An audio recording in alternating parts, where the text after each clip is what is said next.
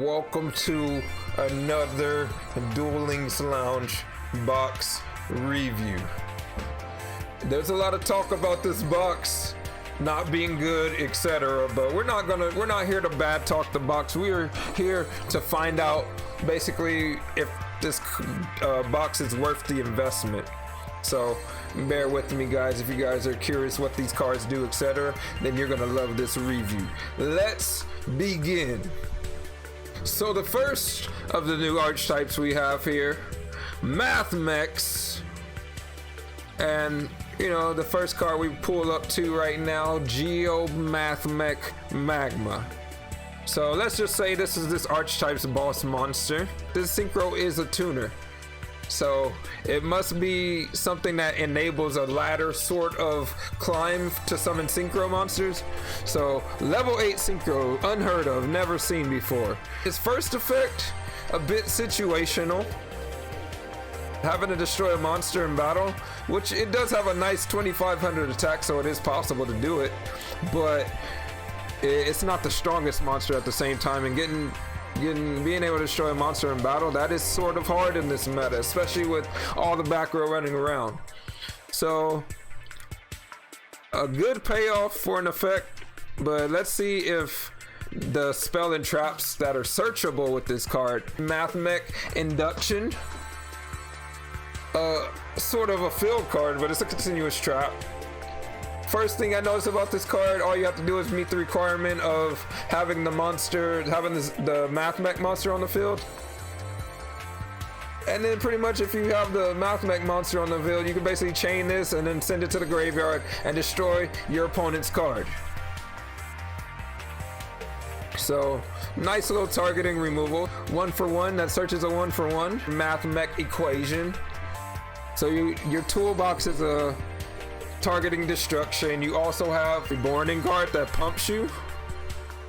Last of the toolbox, Mathmech Billion Blade Nayuta. Each effect is once per turn. You're able to boost your consistency through the mills, and you're able to get search. It's sort of like a pseudo search, so you can add it from the graveyard and add it to your hand. So pretty interesting so far. So this toolbox that the synchro has is pretty good so far. You have targeting removal, you have a pump equip, and then you also have equation, which brings back this card. You can bring back the synchro if you wanted to, so if it dies you bring it back, and it doesn't have to be synchro summoned, so every time it's sent to the graveyard you do get to search. So the goal here is to bring out the level 8 and just reuse all your searchable spells or trap. Addition, and is basically a hand trap, not a hand trap because it's not a quick effect, but you target a face-up monster on the field and make it gain 1000 attack, and then you special summon it from your hand, and then that monster gains 1000 attack. So you target either your own monster or your opponent's monster, right? So Garbage Collector was one of the in-game cards that I noticed had sort of a synergy with this card. Garbage Collector allows you to target a Cyberse monster you control that began the duel in the main deck, which obviously that card did, and then you return it to the hand so you can reuse it later, and if you do, you special summon a Cyberse monster from your deck with the same level but a different name. So you summon another level 4. The level 4 of choice, Launcher Commander, right? Launcher Commander comes out, gives you the 300, all your Cyberse monsters, all your other Cyberse monsters a 300 attack and defense boost, and then you tribute off the Garbage Collector, and then you destroy a face-up monster your opponent controls. Not the craziest combo, but this has sort of some use. So Subtraction is the same card as the same thing as Addition, but you can also this one reduces the attack of that choice by 1000, and you get the same thing as Garbage Collector. Garbage Collector Launcher Commander, boom bloom pow, right? But the last card I want to mention here, which is from the same box as these other cards, Degrade Buster. You banish 2 Cyberse monsters from your graveyard, and you can target a monster your opponent controls with attack higher than the card, and then banish it. So you can addition and target your opponent's card and make it bigger so you can banish it. So you got some cool little synergies here. So think of that. This can sort of OTK your opponent, open them up, pump your monster, pop with your targeting effects. We just need to create a way to consistently summon the Geomech Magma. But that's sort of what we have with this Math Mech archetype. Nothing too crazy, nothing too out of hand, but overall, there is some playability with this archetype. Will it be meta? Of course not. Worth the investment? You be the judge on that. Me, myself, I'm definitely going to dive into this box for certain cards. These cards, probably not, but if I do come over it, I will definitely be trying out some of these combos I'm showing you guys. So Cyber's archetype gets a little bit of more of a boost and some support, and we got some nifty little combos to go with it.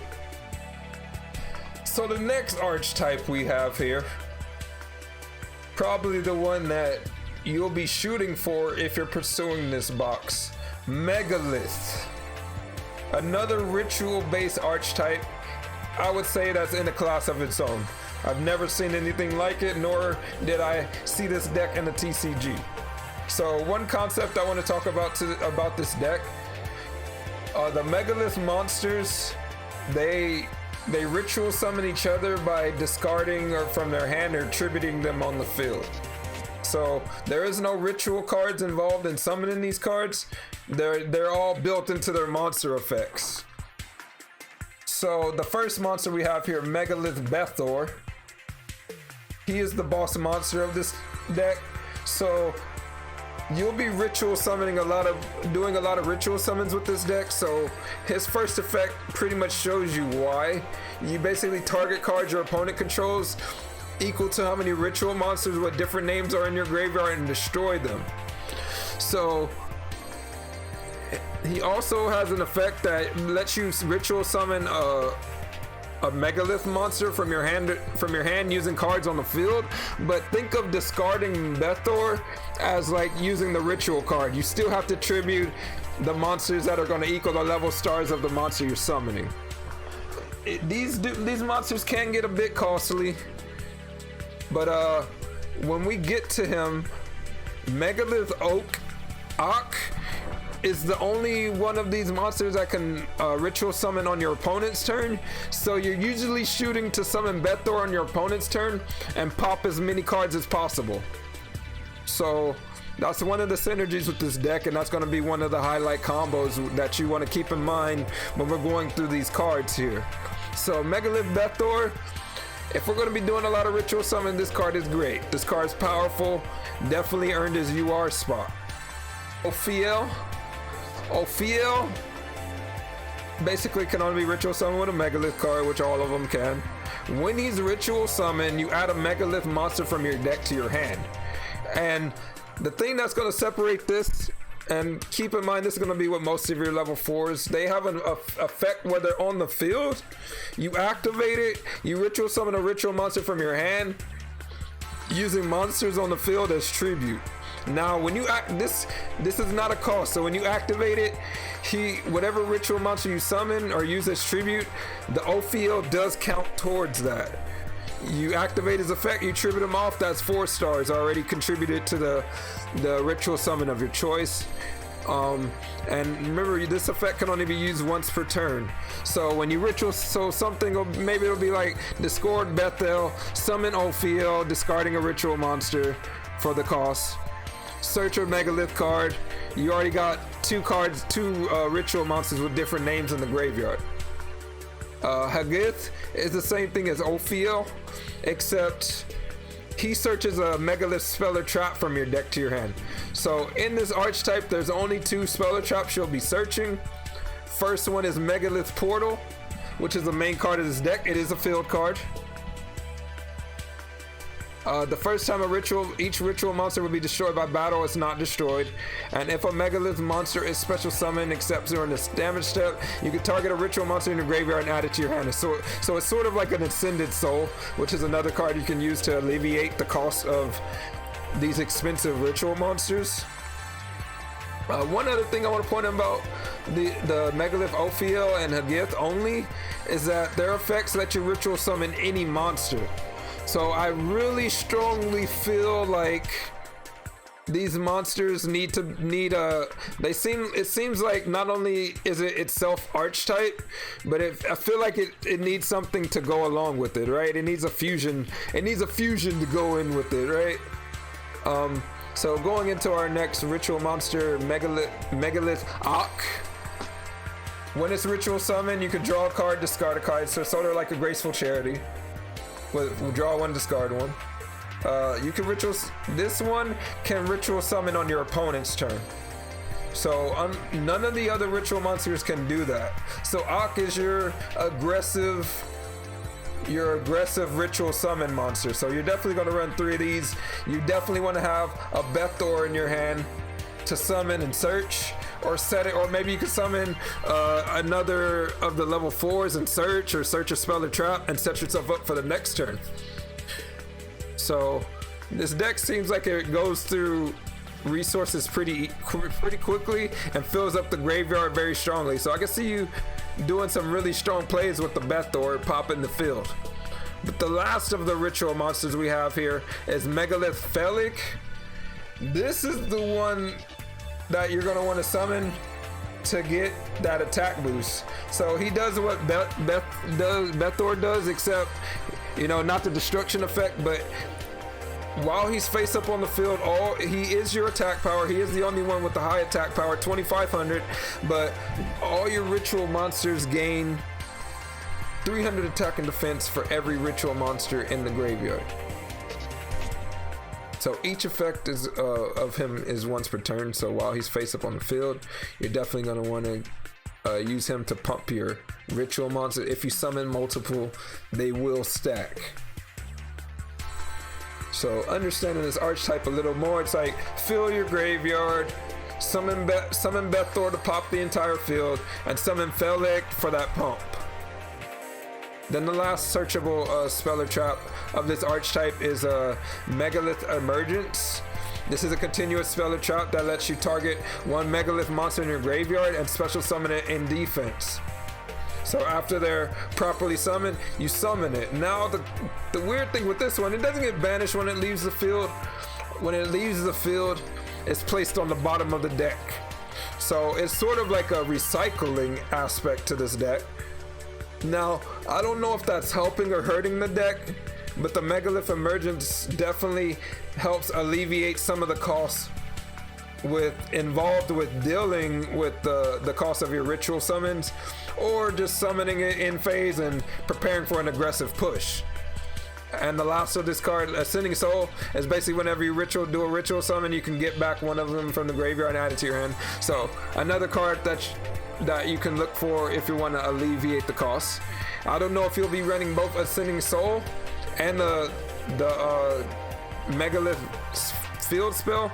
You decide how you want to go about that, but both these cards help alleviate the ritual costs. Now, I don't know if there's a way to add like a Block Dragon engine to this deck, but if you want to add in Block Dragon, it can search any one of the Megalith cards when it's sent to the graveyard. So it's kind of contradictory. So I just wanted to bring up Block Dragon works really well with the deck. So we'll see if Block Dragon makes it into the final build, or we find some sort of engine to mill it. But definitely one card to consider with this Megalith archetype. Now overall, I would say this archetype's pretty interesting.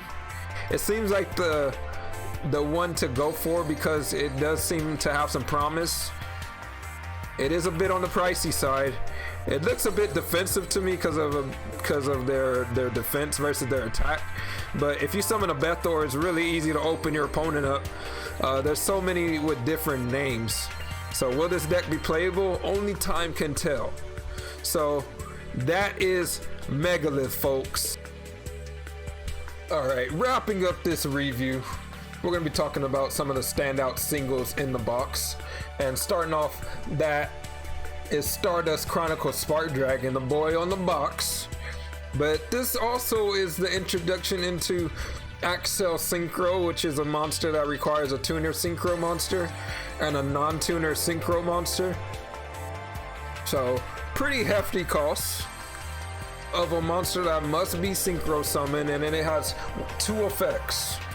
One is a quick effect that lets you banish a synchro monster from the graveyard to make it unaffected by other cards' effects. If in its owner's possession it's destroyed by an opponent's card, battle, or card effect, you can target a banished dragon synchro and special summon it. So pretty much any of your banished dragon synchros, you're able to special summon it.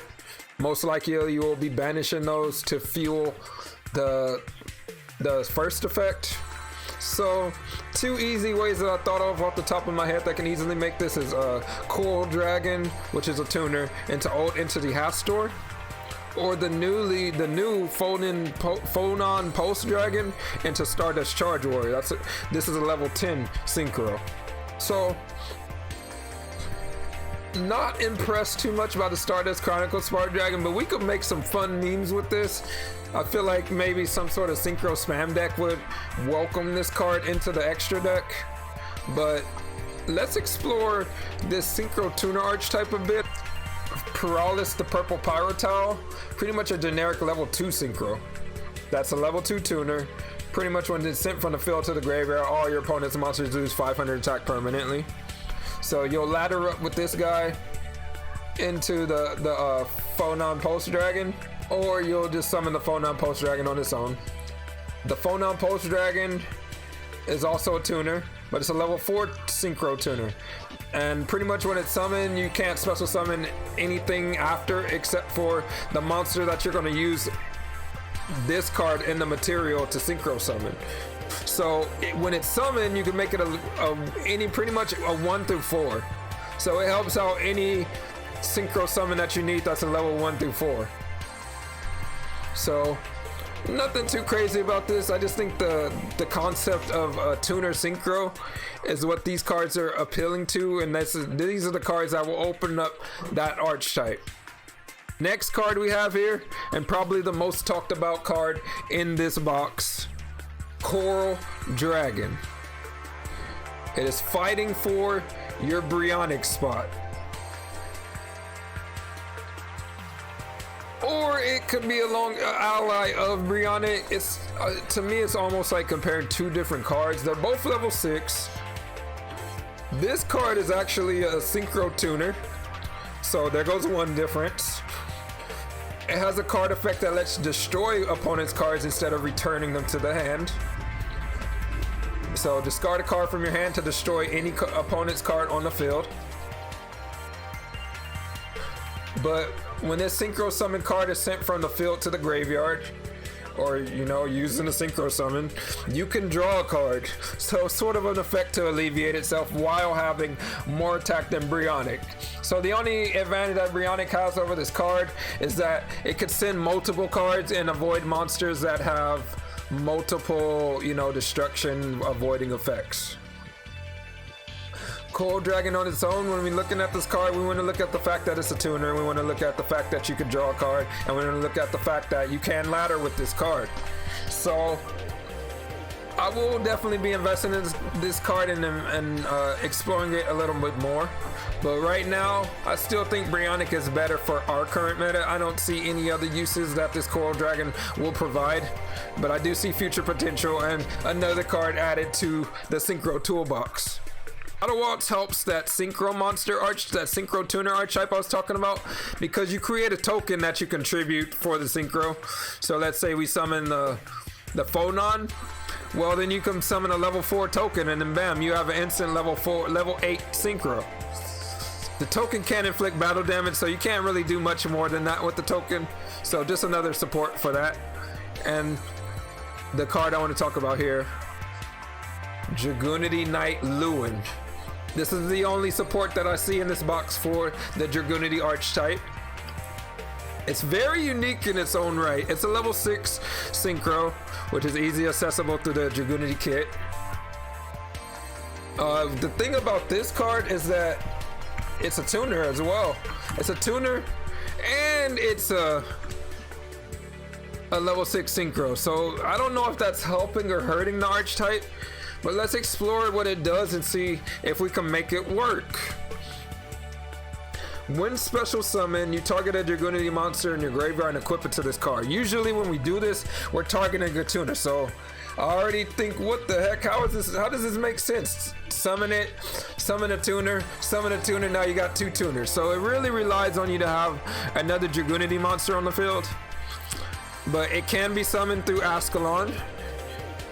And you can reuse it through any of your Dragoonity monsters that target monsters in the graveyard to equip it.